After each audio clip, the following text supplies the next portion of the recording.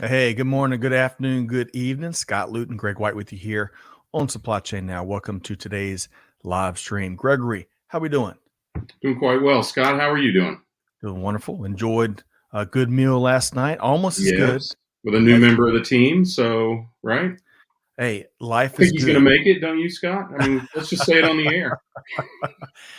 You never know where we're going to start these live stream conversations with old Right. Greg White, but almost as good as a meal last night, Greg. We've got a great conversation teed up here today where we're going to be talking with a couple of companies that are working together to not only meet current transportation demands, but more importantly, their work has them ready to meet the demands of tomorrow. Tomorrowland. I think that's a section of Disney World, if I'm not mistaken, right? Could be. I Sounds haven't been to Disney in a long time. well. All of that Small aside, world, after it all. is a small world, and supply chain in many ways is powering the demands of tomorrow. But what are your thoughts on today's conversation? Yeah, well, I mean, I think with all the disruption that we talk so much about global and local supply chain. I think that with all the disruption that we've seen, one of the things that we've talked about is collaboration between enterprises, and I think that's really, really important. We're going to talk a lot about that here today. So, Agreed.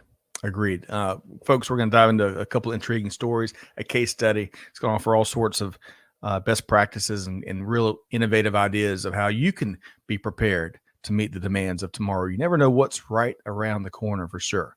All right. So, Greg, let's say hello. We've got some folks chiming in across the supply chain now ecosystem. Of course, we got to start with Clay Diesel Phillips, right? Diesel, because the engine's always running. Clay, great to see you here today.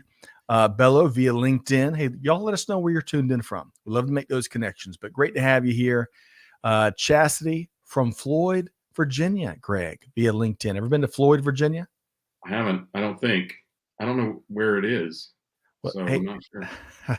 Chastity, I know you can't share a map, but let us know what Floyd is known for. We'll see how she responds there. Tony, great to see you via LinkedIn. Of course, Catherine's with us here today. Looking forward to a great live stream. Big thanks to what Catherine, Amanda, Clay, Chantel, you name it, all the whole production team that helps make it happen. Samantha from good old DFW. You've been to I Dallas have Fort been Worth? there. Yeah. Yeah. Yes. Samantha, great to see you via LinkedIn. Looking forward to your perspective. Hey, look at this guy. Oh, James Malley from Brooklyn, Greg. Yo, James, I forget love about you. it. Oh boy, That's James, all the Brooklyn I know. That's it. is it? Yeah. I'm not sure. I think there's more there, Greg, but we'll save that for a later webinar. James, great to see you via LinkedIn. Love the mission you're on. Hey, Kelby's tuned in from Chicago via LinkedIn. Great to see you. Kimber from Denver, Colorado via LinkedIn. Love the picture there. Trip from Irvine, California, West Coast via LinkedIn. You've been to Irvine, California, Greg? I have. Actually, Irvine is home of one of my favorite In-N-Out burgers. Okay. So, I still yeah, big haven't fan. had one of those yet. I'm missing out, huh? It's the best, most freshest. There's my good grammar. Fast food burger you can eat. It really Okay. is. I mean, the way people feel so strongly about Chick-fil-A Yeah. west of the Mississippi, it's similar with In-N-Out burger. Yeah. All right. So me and you are going to go out and head out and hang out with Trip, grab an In-N-Out burger in Irvine. So Trip, get ready. We're coming your way soon. Madid from LA via LinkedIn. Great to see you here today. And of course, finally, I know we couldn't hit everybody, but Josh Goody, one of our good old buddies from, Smoky and cold. yeah, how about Okay. that? Yeah. Well, the weather certainly is changing here in Metro Atlanta. It is so nice to have brisk mornings. And Greg, how about this segue? We're going to have quite a brisk and fun conversation here today. Very informative conversation with a couple business leaders. Are we ready to introduce our distinguished 1-2 punch featured guest here today? Brisk is always better than brusque. So yes, I think we are. Let's do it. With no further ado, rather, I want to welcome in Rob Goldstein, GEO at Genpro, and Luis Pajares, Chief Customer Officer with Turvo. Nice. Hey, Luis, how are you doing? Hey, good afternoon, Scott. Good afternoon, Greg. Good to see you guys again. Yeah, Hello, welcome Rob. aboard, Luis. Hi, guys. How are you? Looking forward to the conversation. We are too, Yeah. Rob. Yeah, thanks for having me. I'll tell you, we've really enjoyed these pre-show conversations with you both and many others. Rob, great to have you here. And Luis, always, we love repeat guests, and we had such a great time on your last appearance. So this is where we're going to start. Greg, Luis, and Rob. I'm going to share a little history trivia with y'all here as we kind of start with a fun warm-up question before we get into serving the demands of tomorrow. So get this. On October 20th, 1927, so tomorrow, 95 years ago, the first Model A Ford was produced. So with that as a backdrop, what is one of your favorite classic cars? And hey, it doesn't have to be that classic. So Rob, let's start with you. All right, Scott. I thought we were going to start with how the Yankees did yesterday, how the Giants are doing, how the Jets are doing, some New York sports. You're throwing me off with a classic car that I take a few seconds and share that, please, Rob. So probably the Mercedes 300 SL Gullwing, series 1955 to 1960. Why would I pick that car, and why do I think it's cool and my favorite?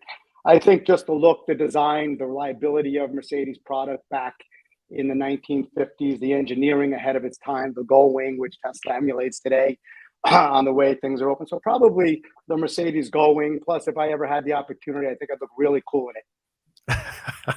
I agree. Yeah. I agree. And by the way, big tip of the hat to the Yankees and especially the Jets, who have fielded a surprisingly strong team on the ladder.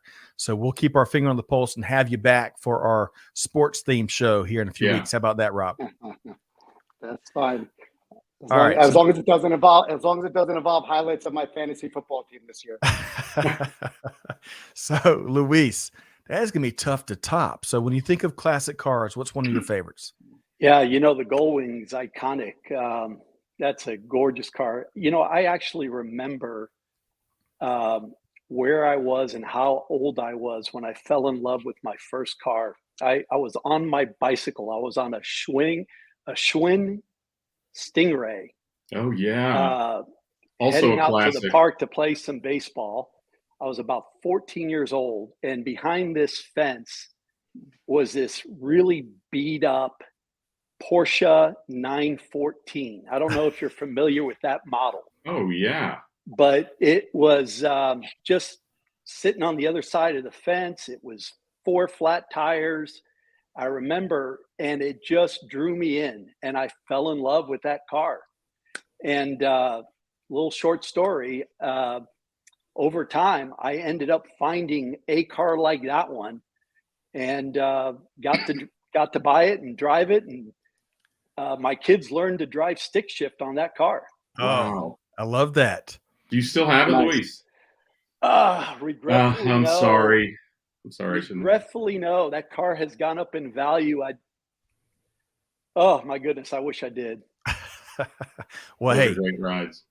2020, we know that story. Looking back, all things are 2020. But Greg, what about you? We've got two great Porsche and Mercedes. Your favorite classic car? Yeah, well, mine, the one that came immediately to mind. There are so many that I love, but the one that came immediately to mind, I kind of went sort of down the path that Rob did of very unique and innovative design and safety features. The Tucker 48, a company that most people don't even know ever existed because they only produced cars for 1 year, and they actually only produced 51 cars. So, but they invented the padded dash, pop-out windshield, shatterproof glass. They had a roll bar in the cage. They had the engine in the back, and it was a Boxer 6-cylinder, Luis. So just a couple more cylinders than your 914, but same type of engine. And steering headlights, all of which are still, some of which I should say, are still considered luxury items for cars today. And this car was built in 1947. So, okay. Unfortunate end to the company, kind of bad management, not at all like the movie portrays, but and it is a great movie also, by the way, but and that's just the beginning of some of the innovations that they introduced, some of which, were decades and decades ahead of their time. I love it. Oh, okay. I'm glad we started there with classic cars between Rob, Luis, and Greg. Rather than sharing mine, I'm going to share a couple comments here before we dive into the reason we're all here. So, Chastity says Floyd, Virginia is nestled in the Blue Ridge Mountains, about 40 minutes from Virginia Tech. Best known for the Friday night jamboree at the local country store. It's beautiful here, she says. Chastity, thank you so much for painting that picture. Steve Lyons is back with us. Steve joined us not too long ago. He says, hey, Scott, Greg, happy to see another successful company using Turvo. Steve, great to see you and hope you're doing well. And then back to the Model A. Henry, as Henry mentions, no pun intended, any color you want as long as it's black. And that That's was right. Henry Ford back then. Okay, we got one more. Catherine says that they've got a 1934 Ford, and it is a beauty. How about that? Wow, cool. Wow. All right, folks, we got to get to work. So I think we got some interesting, some important level setting to start with, right? Before we kind of dive into some of the cool things they're doing. So I want to open up, Rob, with the Genpro story, right? 30 years, over 30 years of providing customized logistics solutions to really drive customers' growth. So Rob, tell us a little about you and the company. Sure, that might take about the hour that we have. So cut me off if you have to. There's a lot to say. So I started Genpro about 33 years ago. I went into the business learning from my family. My grandfather was a senior vice president of a major retailer back in the day of perishables.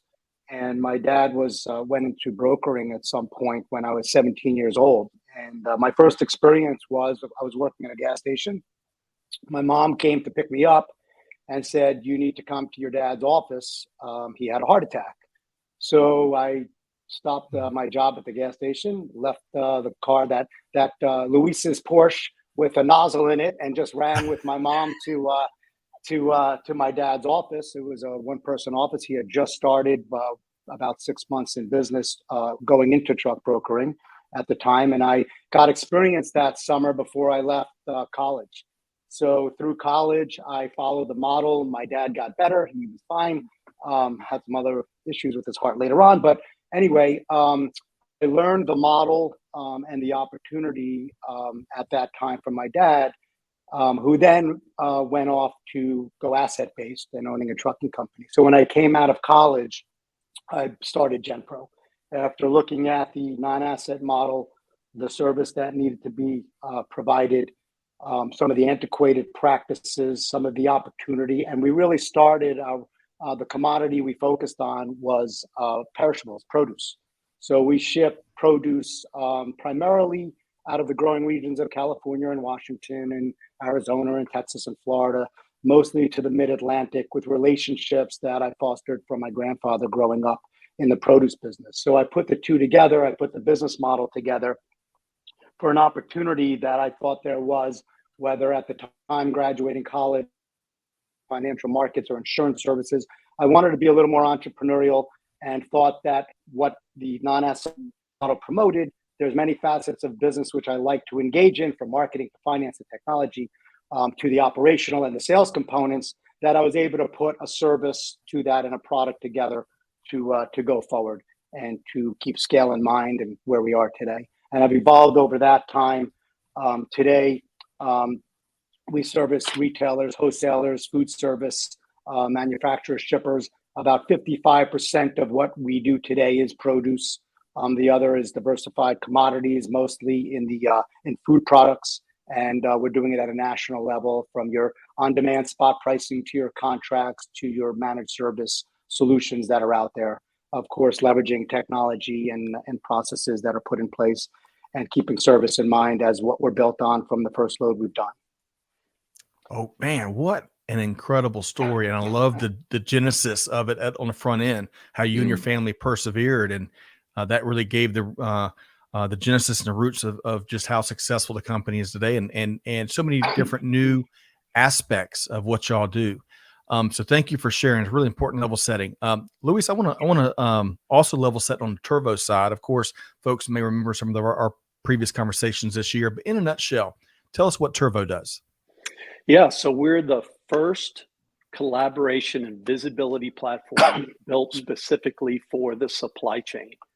So Turvo brings everything, all your participants, all your systems, and all your processes in one place, so you can see all your customers, all your carriers, all your shippers, all your systems, whether they're TMSs or WMSs or ERPs, and then all your processes. So everything from planning, executing, settling, first mile to last mile, all in one place. And that's what Turvo does. And Greg, we've gotten a lot of feedback on previous conversations about Turvo. Quite a capable group, huh? Yeah, I mean, transparency is one, and that visibility is one of the key things that we've been talking about ever since, the seismic societal disruption of COVID-19, and that integrated connectivity, collaboration, whatever you want to call it. There's 1,000 cliches for it. That is so critical to companies. It always has been, but I think what companies recognized over the last couple of years, almost 3 now, is that connective tissue is really, really important. That ability to know where you stand, right? Whether things are going as planned or not, and either respond or react or change direction is so important for companies to know these days. Yeah, agreed. Speaking of collaboration, Rob, I'm coming to you next, but really quick. So Tony, great to have you here today. You're asking about Q&A. Hey, feel free to drop any observations or questions in the chat. We probably won't be able to get to many, but it allows the Genpro and the Turvo teams to follow up maybe after today's live stream. So great to have you here, and looking forward to your perspective. Okay. So now that we've kind of level set on Genpro and Turvo, Rob, I'll circle back with you. So prior to your collaboration, your successful collaboration with Turvo, which we're going to touch on later in today's live stream, let's go back to the previous state. What were some of the business challenges prior to Turvo within your organization? Well, it's been ongoing. I mean, over 33 years, you constantly evolve, reinvest, and you can't stand still, right? To scale a business, competition gets fierce. Changing landscape creates opportunity, but also creates some soul searching on where you see and how you validate a vision going forward to sustain 33 years and beyond. So some of the obstacles that we were faced is we mentioned collaboration and visibility, and that's a big one. There were some legacy products that were out there and some thought process that a lot of companies have implemented technology with web portals and giving information and access to information. And what we were looking for, so we were a little behind with that at the time. And back in 2018, 2019, I was really trying to figure out where is the future state of non-asset brokering really going. There are a lot of companies that have come in from venture capital and technology companies that have come in to go against brokering to create efficiencies and maybe doing it for less from a margin perspective. But where was it really going? And what do I need to do to continue to execute on freight with high levels of service, but get that automation and that business process flow for the way we see ourselves doing business? So it was really about that. It was about a product that could be out there potentially. We've used a lot of product in the past, a lot of third-party applications. We did go against the due diligence of building it on our own, but there were some good third-party companies that are out there at the time from the TMS perspective. But what we were missing is that modern, easy interface on how to get our staff, our employees up to speed in an intuitive way, especially with the emerging workforce and younger generation coming in and technology changing on what a system tells you to do. So managed by exception, creating workflow, and you don't have to think too much of how to attend to a transaction. But we were also looking for it to be able to scale and also be able to incorporate it into our sales strategies on what is the real value of technology to our customers, a customer being a shipper, a receiver, a retailer, food service, wholesaler, and our carrier customer, right? Our carrier base. And how could we get efficient with that? So it was more about a big efficiency driver more modernizing the experience, and creating solutions that can be embedded into our sales strategies. I appreciate that, and we're gonna dive a little deeper in that in just a moment in terms of the partnership and implementation and outcomes and whatnot. Luis, when you think about before Turvo started working with Genpro, what else? What other drivers were there? Yeah, and Rob was talking about they've invested and had built and had quite a bit of technology. But I remember being in Rob's office, and I think to the left of his terminal, there was this little book that had all these 3x5 cards. And with all this technology that they had, Rob would take a 3x5 card out of one side of that book and, write something on it and put it on the right side of the book. And then, so things were very manual. And our industry has just not advanced at being able to automate and modernize and interconnect everything that's happening from the beginning to the end of how something moves through the supply chain. And I think the thing that we helped Genpro the most on was being able to see from the beginning through the end, the collaboration of all the technologies between all the systems, and getting rid of that 3x5 card stack that every single logistics person has right on their desk. I think I've got one of those right here beside mine. If I could share and pan my home studio. Greg, kidding aside, when you hear Rob talk about kind of that previous state and some of the drivers, and Luis, what he shared there, what comes to your mind in terms of the needs for partnering and furthering the enterprise forward?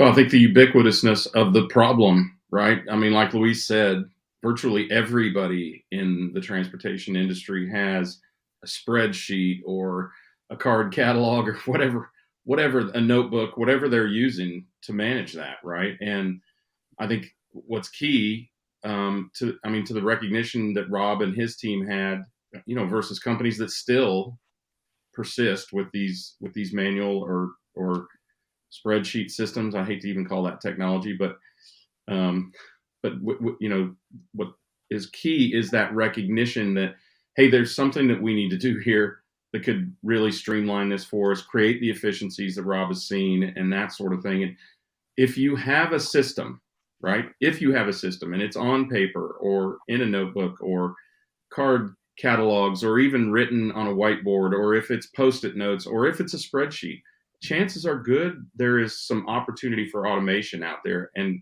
you ought to be making the call, because there are tons of companies out there. Like Turvo. What Turvo can do is replace what is a comfortable system. Rob, I'm sure your team and you were really comfortable with this system to the point that and I've been a party to these systems. I've built them.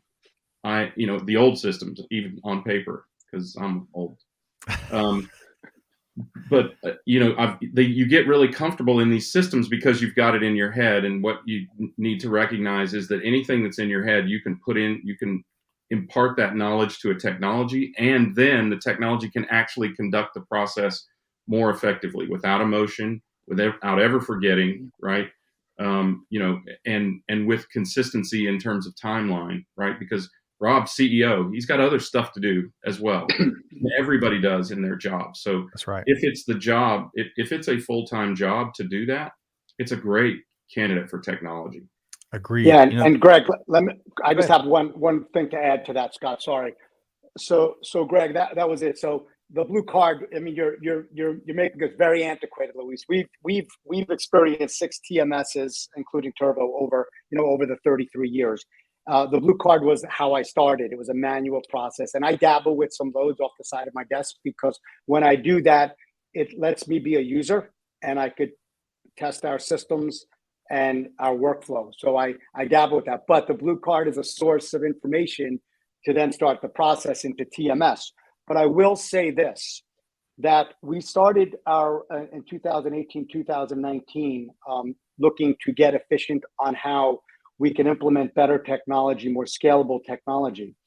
And we went live with Turvo in 2021 of August, and our discussion started in May of 2020. Now that vetting period, we were right in the middle of COVID, right? It was pretty hot. Nobody knew where things were going. It was May of 2020. We all got off site in March, a little prior.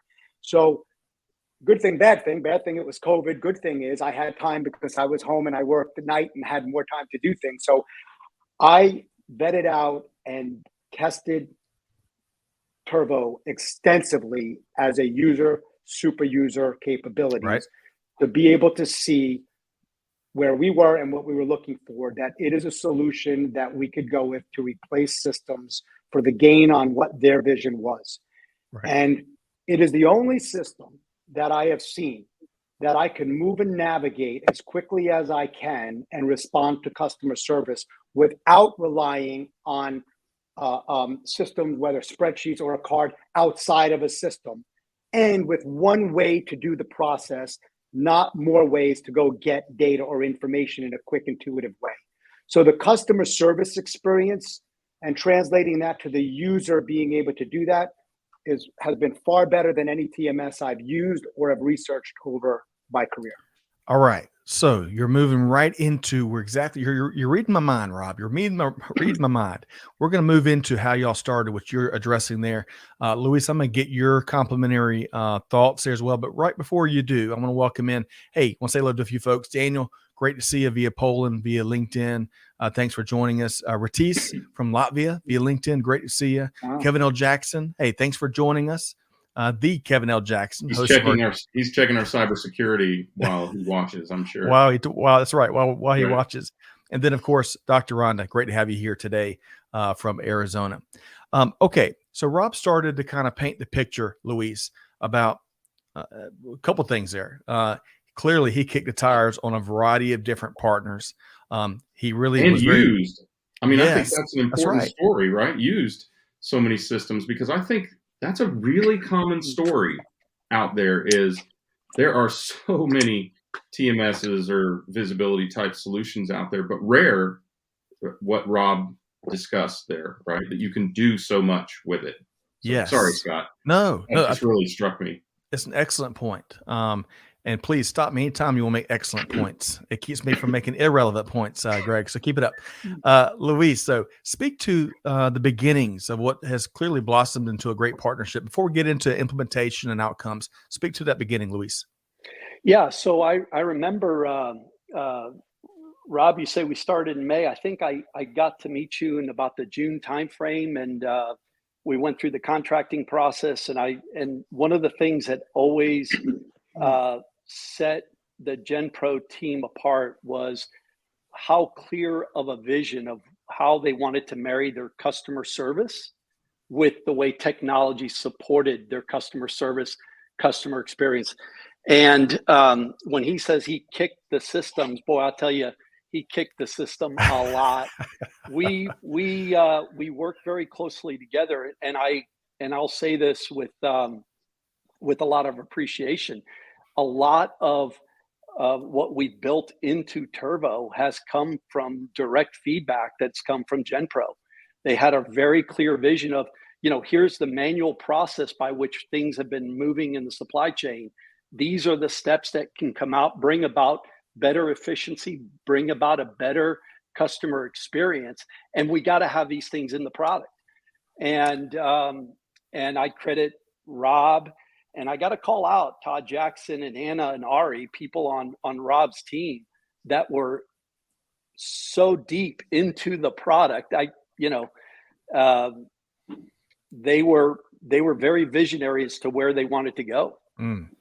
So Luis, I wanted to ask you and Rob about this at some point in this conversation, because it came up in our pre-show, and I want you to go ahead and share it now, because I think it really shares Rob's commitment and his passion for serving his customers. So Rob, let's talk about this infamous, maybe Radish story. Share that, Luis.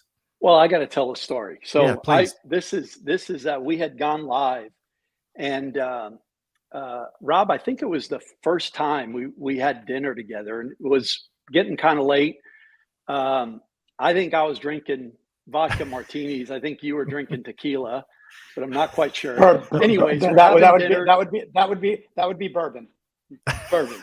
So we're having dinner, and all of a sudden, Rob's phone rings, and he looks at his phone. He says to me, "Excuse me, I got to take this." So I'm thinking, it's probably one of his kids, his wife calling, and he gets on the phone and he goes, the radishes. Okay, hang on a second. And on his phone, he just does this, and he goes, "Yeah, they'll be there by 9 p.m. tonight." Okay, thank you.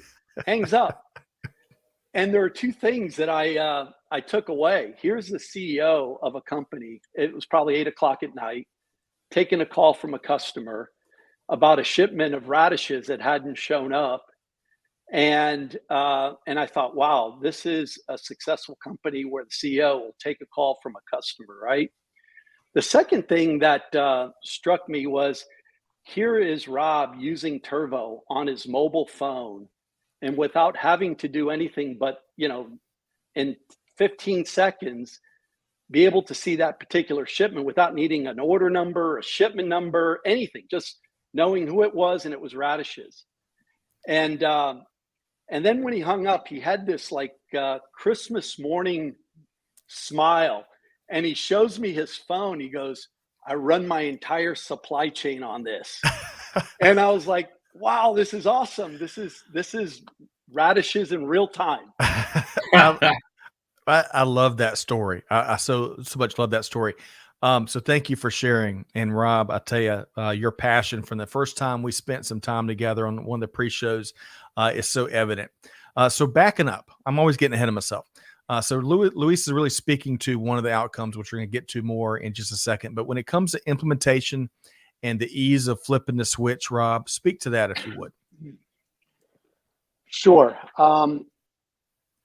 The implementation, like any project, IT project, right? It's a process. You have to stay ahead of it. You have to have a definition to what you're doing and how you're going to do it, and timelines, deliverables, so on and so forth. Turvo responded and understood our needs. And at the onset of our Turvo relationship, Louise already alluded that we've made them better, and we've improved the product to a lot more broker third-party capabilities than what was first established at the onset. So Turvo was extremely responsive, extremely open to collaborating together of why I am asking for the things that we're asking for. And the things that, and because I'm a user, and because you're using some examples, of answering a customer from customer service, that validates for me how well or how aligned technology needs to be on how we do business. Yeah. So I like to answer customers' phone calls. When I do it, it's letting me test our systems and our responsiveness and our after-hours capabilities. So there's a little bit of a lab going on when I do that, to be able to do it and take it back and make it more cohesive. But to answer your specific question, Scott, the implementation went very well because Turvo was committed. Right? There's always going to be frustrations. There's always going to be stumbling blocks. And there were. No project is perfect on the onset and so smooth. But we went live in August of 2020. And within 60 days, and we rolled out piece by piece, division by division, right? We have about 110 employees. We have 2 locations. And we rolled out everybody within 60 days. The training, and I mentioned this earlier, the ease of use of the system is a very easy experience. What it also led us to do, and also on the implementation, there's integrations, right? So we had a very methodical way of doing integrations with EDI and financial systems and various applications that we use on analytics. We tackled each one at a time from an integration standpoint to be able to go live with the timing and deliverables that we had. We fell short in some areas, but Turvo kept on it to commit to what we needed to do, and we adjusted. So it was a very good experience, and it was a good experience because the product worked, right? There weren't many variables that we had to consider to adapt to. The other thing that was an important part on the speed to market and speed of product being implemented was what we wanted to do to the marketplace, right? We wanted to come up with a product, and this was the soul searching that went to be done, whether I was going to proprietary do an overlay on our existing technology, or go and see if there's another third-party product to validate that we could engage with our customers and our carriers in one of the most important functions that Turvo does, and that is the tenant experience and the collaboration. So Turvo has a concept of what they call a tenant that gets on the system in a very quick way for them to trade and get visibility along with you from a service standpoint. There is workflow that could go into that. There are projects, so we've become more consultative in the process with our customers, and it allows us to engage in different ways than what we were able to do before. So we have customers as tenants, we have carriers on tenants, meaning we're on one unified solution with our ancillary third-party applications around that fully integrated. So the implementation was successful in a fairly quick amount of time to be able to replace a lot of product that we had in dependency and go with Turvo probably more on their TMS functionality than most of their clients at the time. So the implementation went very well. It leads to opportunity today. And the last piece I'll say is the combination of what Turvo offered from TMS capabilities, along with third-party integrations, and the way we set business flow of the accountability of our workforce, and we have a very skilled, competent workforce and great employees, it allowed us to execute and not lose the focus on freight while doing something very key. Have a tech-enabled solution to go up against the marketplace with a lot of technology brokers or digital brokers, venture capital-backed brokers coming into the space saying they had something unique. Today, we have the technology along with what they're offering, and we also have high levels of service and execution at the same time. So that was my experience. I love it. Now we're going to dissect some of this a little bit, Rob, and Greg and Luis. I'm going to circle back to y'all in just a second. I want to recognize a few folks. Julio is a supply chain intern in the oil field services industry. Thanks for being here today, Julio, and I hope you pick up a lot of goodness from Rob and Luis and Russell. Yes, we all love this Radishes story that Luis shared a moment ago. So keep it coming. Okay, so I want to circle back to Luis first, and then Greg, I'm going to get your take. So we heard a lot of things there from Rob. Commitment, right? Because with anything worth doing, there's going to be bumps in the road, right? The commitment to make it happen.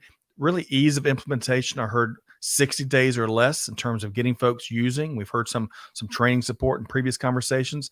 And then we heard some of the enablement of certainly heightened service to Rob's customers. But Luis, what else would you add as it relates to implementation and flipping the switch? And I'm coming to you next, Greg.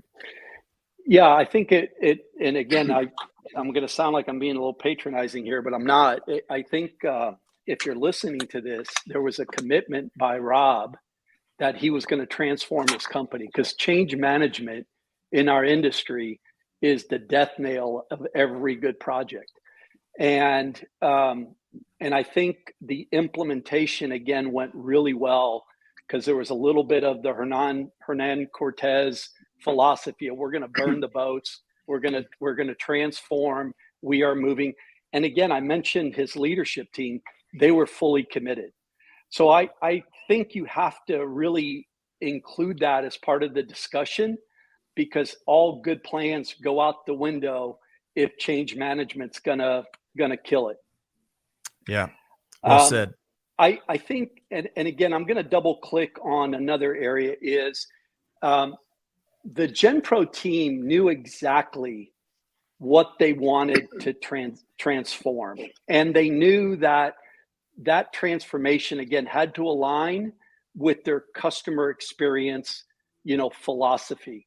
And because they knew where they wanted to go, they were very clear on the things that, we had to partner with them to make sure that we were going to support from a technology standpoint. So again, a team that was very, very, very committed to the transformation, and a team that had a clear vision of what they wanted to accomplish really made that partnership very successful. I love that, Luis. Greg, I bet that resonates with you. Yeah, I think what's really important to recognize here is how exceptional both of these companies are. One, the level of involvement and engagement and support and goal setting all the way to the top, which is critical for a technological implementation. And the recognition too of Rob and his team that they're competing against big guns with big war chests, and able to do something with a technology that costs a fraction of what I'm sure the flex ports and all these other tech enabled brokerages, which are brokerages with technology. Somebody paid tech prices for brokerage companies, Masayoshi-san. But also I think what's important to recognize here is how exceptional it is for a technology company. And Rob, this might be because of the fact that you've had 6 other TMSs, which makes me hurt to even think about. But this probably is something you recognize, may not even appreciate as much yourself. Maybe you do, I don't know. But a company that in 60 days can enable an entirely, completely new business model into their technology, that is incredibly exceptional. And that goes to not just the power of the company, not just the commitment from a customer service standpoint, but it goes to the architecture of the technology to enable that kind of change. And that level of architecture in a company that enables that kind of flexibility in a technological program, that is very, very rare. So you have a really exceptional situation here where you've got a technology that can adapt really, really quickly, a company that is exceptionally engaged, and as Luis said, with clear eyes on the goals. And I think whether you are a tech company or whether you are a brokerage or asset-based carrier, or anyone, frankly, in any company that's thinking about developing technology, this is a fantastic model for how to do it right and fast, unbelievably fast, really. Excellent point. Greg, I just right, one Greg. thing to add on to Greg. Sorry, Greg, thank you for that. And as Turvo promotes, we were able to do the project because we had committed people, great people to respond to where we want to go as a company, right? And the opportunity and the threats that are presented in the marketplace against that. So we stay nimble, agnostic with technology, very flexible to be able to move forward. So it definitely helped to align that way. So good stuff, Rob, Greg, and Luis. I want to, so we may skip over the forward-looking question as it relates in the bit greater business sense, because I want to make sure we give you, Rob, a chance. If there's any other outcomes and benefits that we haven't been able to mention, we've spoken to that some. But Rob, anything else when it comes to outcomes and benefits from this partnership that you'd like to mention? I think that the big benefit is that, when we look at our workflow, we treat ourselves as almost as if we were the asset provider, right? There's a little more control in the transaction, a little more quicker responsive because you're controlling that asset and you know what's happening. As a broker, you're in the middle, you're counting on many parties of communication to try to get and execute communication properly. So Turvo has definitely pulled that together, a big efficiency driver when it comes to communication, laying in the system at a shipment level, but it also allowed us to promote workflow with our business development, to our account management, to our carrier execution teams, to our track and trace teams, to be able to segment the system out, to manage by exception and manage with dashboards. So as I said at the beginning, it's very intuitive to where we want to go. So in the future, it's allowing that speed to market to happen, and we're having fun with it to go forward. I love that. Now, Luis, I'm gonna give you a chance, you and Greg, to weigh in. But where are the radishes now, Rob? Can you just kidding. Bellies now, I'm sure. I know you know. I know you know. And my salad last night. All right. And quick sidebar. So Tony, you're asking some great questions. It looks like members of Luis's team, the Turvo team, are in there in the chat having a sidebar conversation. Hey, y'all keep that coming. We want this to be a very informational conversation. Really appreciate Luis and Rob's time as we walk through this this partnership here. Luis, before we find out where the partnership's headed next, anything you'd like to comment on some of the outcomes that you and the Turvo team are most proud of related to this partnership? Yeah, I think we've used the word TMS here quite a bit, and Rob is certainly using Turvo as a TMS, but he's going much further, and he's able to offer services that you cannot offer if you simply have a TMS. He's working with his customers to take in customer orders, whether they come in through EDI or they enter those orders in the customer tenant, and he's optimizing those orders. He's planning, executing freight. He's also scheduling appointments.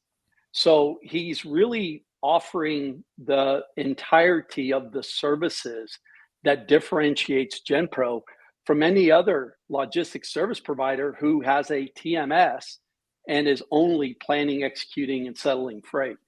So I am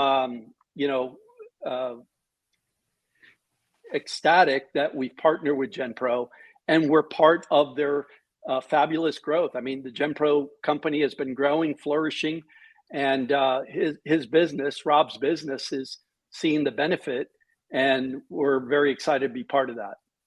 Love that. Greg, I'm gonna get you to weigh in on this next question for the sake of time. I got about 12:45. We got some resources that we want to share from the Turvo team. Rob, let's talk about where this partnership is headed next. What does Genpro and Turvo have up their sleeve? Well, we're going to continue to thrust forward in an aggressive way from business development and our capacity strategies against that in a very volatile market, very cyclical market of what we've been experienced to what we're kind of calling a new normal on how that looks. So our partnership together is to keep the project management, the identification of what value there is that can be further gained from an efficiency standpoint, and also working with our customers on their needs on how we can implement the solutions that we've designed and provide today to their supply chain on what they can do while they're not getting it themselves. So it's going to be from here an ongoing evolution of our opportunities in the marketplace in coordination with a business case to Turvo to see how they can help assist that. Love that. Luis, what would you add to Rob's answer there? Well, obviously, we continue to invest millions of dollars in enhancing the platform and bringing about more features and capabilities. But the Radish story where the customer called Rob and he was able to do it really quick. I mean, the idea is to be able to help the customers get onto their own mobile phone and be able to pull up their version of the Genpro Turvo experience and know that the Radish is where they are. So, it's moving the technology and that experience all the way to the edge to that customer and your customer's customer. And we're looking forward to working with the Genpro team and being part of that expansion. I love that, Luis. All right, so Greg, whether it's you're speaking to what you heard there of what's next for the partnership or where the partnership is currently, what'd you hear there? What's one of your favorite parts? Well, the favorite part for me is if I were in Rob's seat, I would feel a lot better about having a bourbon with dinner if I knew that my customers could look into the system themselves rather than call me and have me look into it. So I think that is a brilliant extension of the product. Also, I'm struck by the dynamic that we have so much trust with a customer here that they are doing what every technology company should dream of, and every company that I advise, I tell you're looking for, which is, hey, you helped us with this. Can you help us with that? Because that shows the tremendous amount of value that you've created for a company and the trust that you've generated within that company to be able to do that. And it is the responsiveness to your customers is the only way to extend your product, right? You cannot build a product in a vacuum thinking you're smarter than the market, which in some ways you might be, but in the end, it's really not even the AI or the ML or the blockchain or whatever technology you're using that makes a product exceptional. It's not how we contemplate how it's going to hit the balance sheet or the P&L statement or the cash flow statement in the ivory tower. It's how it gets used on the desktop, or in this case, the mobile device, that really is the litmus test for a successful technology. I love that. And kind of, Kevin shared something along those lines. The key, Kevin says, is being able to implement the right business process with technology, process first, and then the tech and the right tech. Don't automate terrible processes. That's a short way of saying that. Yeah. Otherwise you're just making bad process happening faster or something. You're expediting your race to the bottom. There you go. Yeah. And Scott, to Kevin's point, when we engaged with Turvo, we were very clear on our business process, which made it easier because the way the architecture and the system was designed aligned to exactly that, which is why I made the decision at the time not to go proprietary or build something myself or go through further due diligence on other systems, that there was a complete alignment to business process first on how the technology can implement on top of that.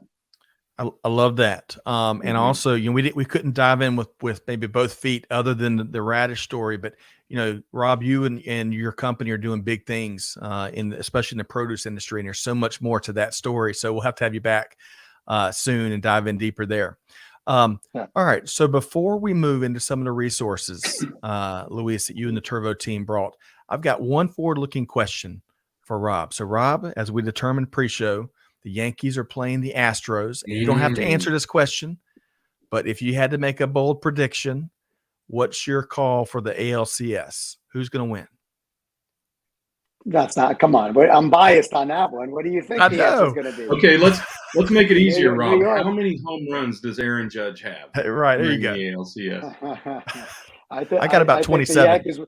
Yankees are hot right now. They're on fire. I don't see them stopping.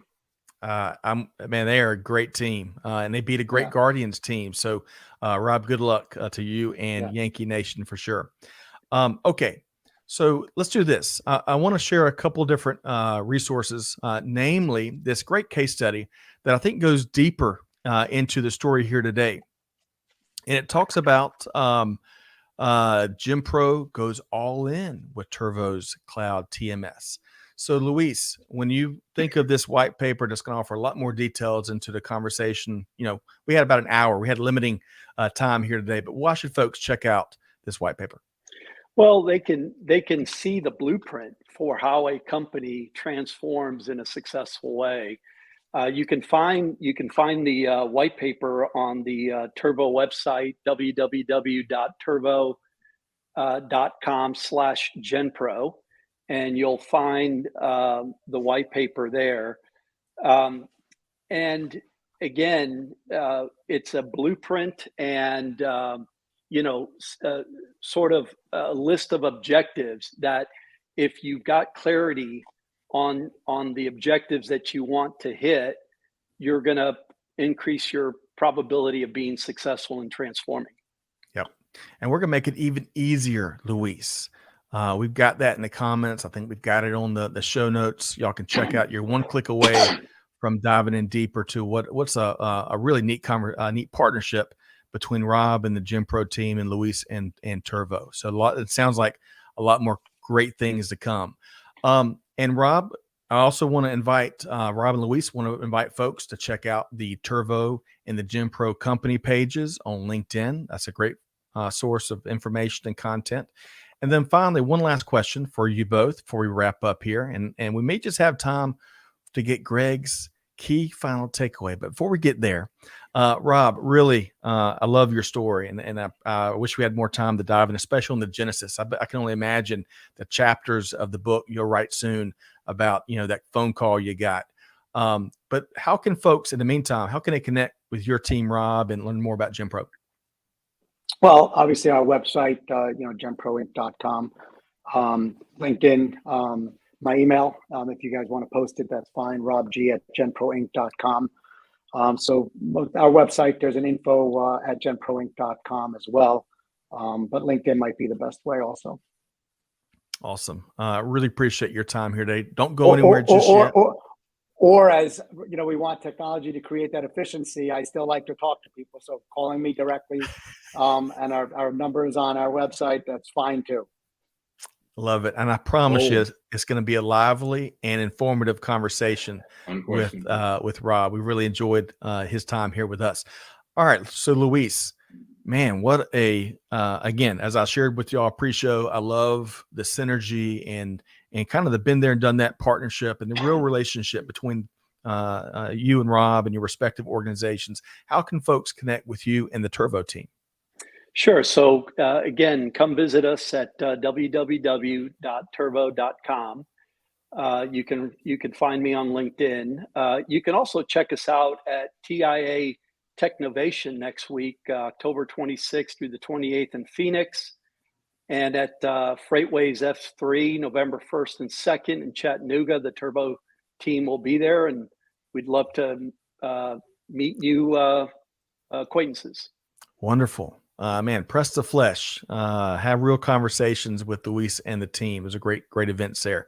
Okay. Before we sign off here with Rob and Luis and this great story, Gregory, if folks forget everything else they heard here from the one and only Rob and Luis and their teams, what's one thing that they got to keep front and center? Model every single technology implementation that you do off of this story. I'm serious. Download that case study, learn everything you can. Sorry, Rob. Call Rob, talk to, right? Call Luis and the team in Turvo and talk to them about that, because this is a great model of technology implementation, and the speed, the adaptability, right, and the return on investment, incredible in pace, in level, everything. This is a really, really rare instance. I think it will become more common, but Turvo is clearly ahead of the game here. I'm sure Rob's last 6 implementations did not go as smoothly or as quickly as this. And I know lots of companies with all kinds of systems who have waited years for results. As you know, I've worked with a company called Henry Schein in New York, and they used to say they were in the 7th year of their 5-year implementation of SAP. So, I mean, the game has really changed, and I think you have to recognize it. And it's not as intimidating and it's not as disruptive as it used to be to implement technology, but you have to have a goal as an organization. You have to have clear-cut goals, and also the ability to contribute. You have to have trust with your chosen provider, and you have to have a provider who can both provide what you think you need out of the gate, what you discover you actually need during the implementation, and adapt their system. This is so impressive. Adapt their system to what you need that they don't have rapidly.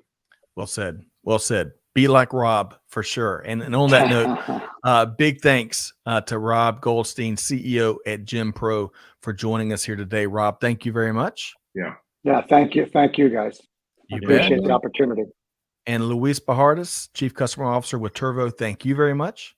Thank you, guys. Thank you, Rob, very much for your partnership. You got it. So, and to all of our listeners out there, thank you for tuning in. Thanks to all the comments we couldn't get to. Hopefully that'll help power some post live stream conversations. Big thanks to the production team. Greg, always a pleasure to knock out these conversations with you. I appreciate your comments here today. But folks, what a case study in leadership and changing the game for your consumers, for your organization, and doing so with trusted, committed partners. So y'all, there's lots to learn here. Be like Rob, right? And work with folks like Luis. But whatever you do, it's about deeds, not words. Take action. So on that note, on behalf of our entire team here at Supply Chain Now, Scott Luton, challenging you to do good, to give forward, and to be the change. We'll see you next time right back here at Supply Chain Now. Thanks, everybody. You got it.